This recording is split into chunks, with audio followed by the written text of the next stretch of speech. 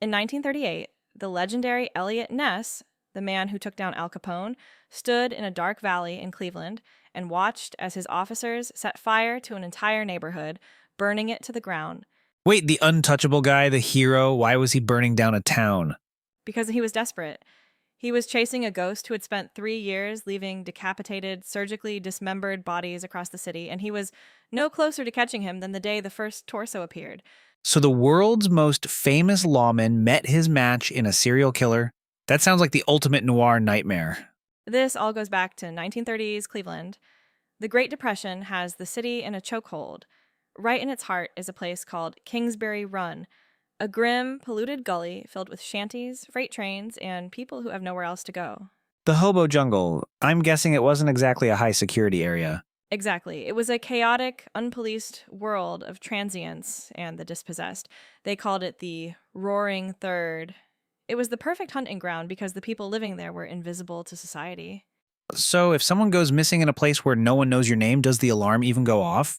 Usually no, and that's exactly what the killer counted on. The first official victim turned up in September 1935, a man named Edward Andraschi. He was found near a place called Jackass Hill, headless and completely drained of blood. Drained of blood, that's not a crime of passion, that's a procedure.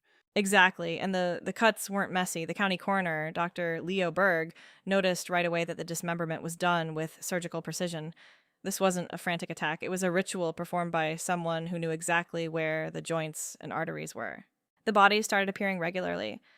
January 1936, a woman's remains are found behind a butcher shop. June, a man's head is found wrapped in trousers. By the time Cleveland is hosting the Great Lakes Exposition, the city is in a total panic. And this is where Eliot Ness enters the frame. He's the public safety director now, right? He is. He's fresh off his victory in Chicago, and he's supposed to be the man who cleans up Cleveland, but the mad butcher is making him look incompetent. Ness takes personal command of the task force, conducting over 5,000 interviews.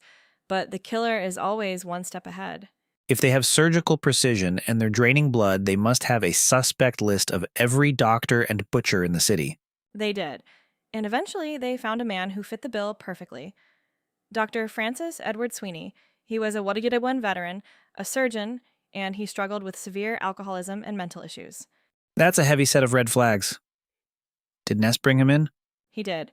Ness interrogated Sweeney in a hotel room for days. Sweeney reportedly failed 2 early polygraph tests. But here's the complication. Sweeney's cousin was a congressman who was a bitter political enemy of Eliot Ness. Oh, so if Ness misses, he doesn't just lose the case, he loses his career. Did he have any physical evidence? None. No bloodstains, no murder weapon, nothing but the doctor's proximity and his failing marks on a primitive lie detector. Sweeney eventually checked himself into a veterans' hospital, effectively putting himself out of reach. And the murders? Did they stop? 2 more bodies were found in August 1938, dumped right in a lakeside dump near the city center. It was a middle finger to Ness. That's when Ness snapped. He ordered the raid on Kingsbury Run. He rounded up 60 people and burned every shack to the ground to deny the killer his cover. That's a move of a man who's lost control. Did it work? The official murders stopped in Cleveland after the fires, but the killer was never caught. Sweeney spent the rest of his life in institutions, allegedly sending taunting, anonymous postcards to Ness for years, mocking him for never closing the case.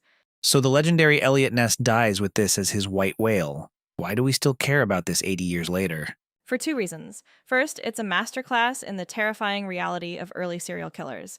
Before the term serial killer even existed, this person was using the invisibility of the poor as a weapon. It shows how social decay provides the perfect camouflage for monsters. And the second reason? Because the story isn't actually over.